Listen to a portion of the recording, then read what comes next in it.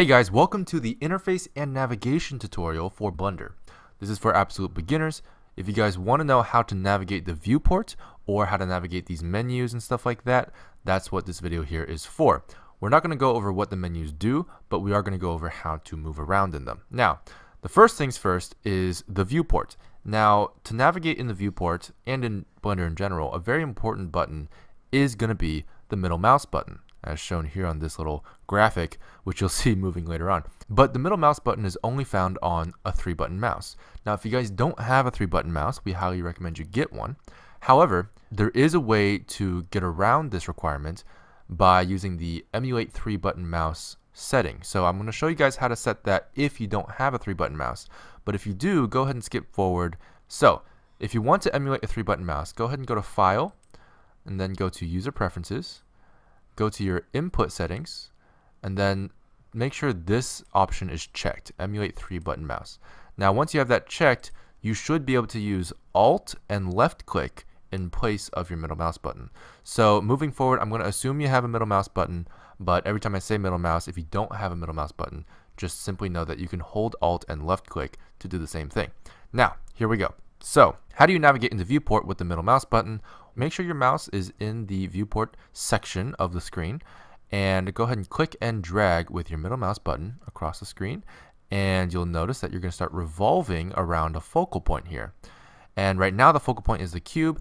Now this focal point can change, and it will once we do this, which is if you hold shift and then middle mouse drag, you'll start panning, which is another very useful navigation tool. So you can pan in the viewport as well, but once you do and you start rotating again, you'll notice that the focal point has changed. We're no longer focusing on the cube, we're now focusing on this area here, there's nothing there, but it's focusing around this area, revolves around that empty area. Now the cube is over here now, so if we ever wanted to focus on the cube again, we would have to press this button, which is period on the number pad.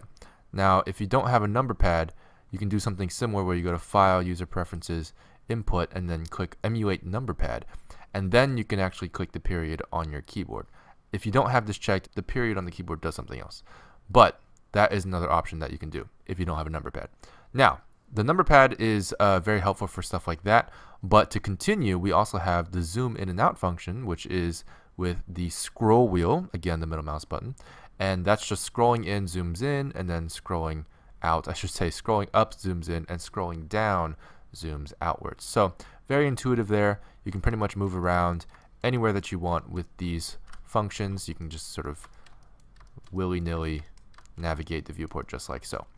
So there's a few more things I think you guys should know about navigating the viewport, and I went ahead and replaced the cube with this monkey here, otherwise known as Suzanne, who's basically Blender's mascot. And I did that so that it's a little bit more clear to see what I'm about to do. So I'm going to go ahead and press Z to show you what wireframe mode looks like, and that's how you get into wireframe mode. So now you can sort of see through the object, and you can also hit Z to go back into solid mode, as you can see. And there's something you can do with the number pad. A few things you can do with the number pad that are very important for navigating the viewport. I mentioned the number pad earlier. If you click the emulate number pad setting and make sure that's on, you can also use 5 on your number row. But number pad is preferable because the number row actually does something else as well that's very useful, which we'll go into later. So the first thing I want to teach you about the number pad is the orthographic mode. And the orthographic mode is basically, first of all, it's achieved by pressing the 5 button on the number pad. And what this does is this kind of flattens all the perspective that you may have had with the object and allows you to see something from essentially a 90-degree angle where everything is sort of perfect.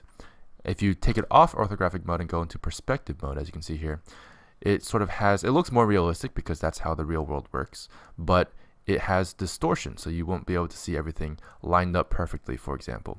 Now, the other things you can do are 1 for front, and I can go and hit 5 here so you can notice the difference here. So notice the perspective because the monkey is a little bit closer in the front, a little bit further in the back. The distortion of the size of those vertices is there.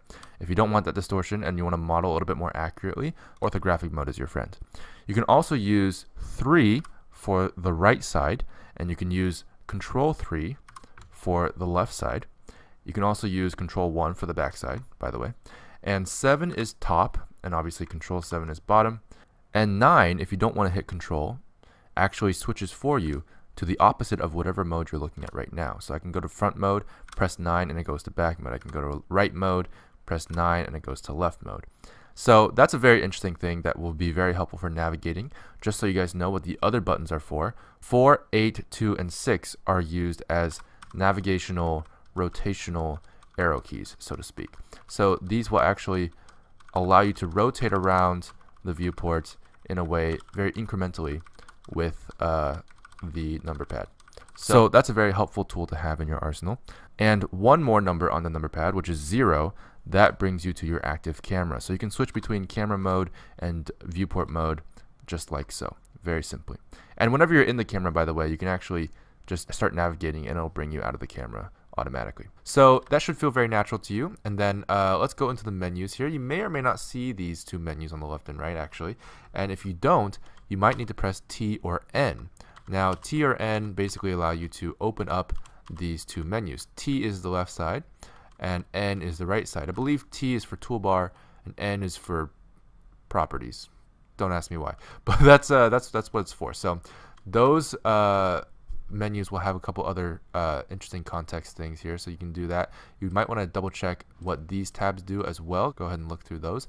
You can also hover your mouse over this and scroll down through these tabs if you want to do that. Now over here, same thing. There's a bit of a scroll necessary for this tab, so you're gonna use the scroll wheel for that, or you can click and drag the middle mouse button just like the viewport, and you can sort of scroll up and down that way. Same with these. So pretty self-explanatory. You can either scroll or click and drag with the middle mouse button. And yeah, that does a lot of navigation in Blender already. So very important to have a middle mouse button in my opinion. That's why I recommend that you get one. But again, there are options. So I hope you enjoyed this tutorial. It's a very basic overview for how to navigate the viewport and the interface in Blender. And that's it.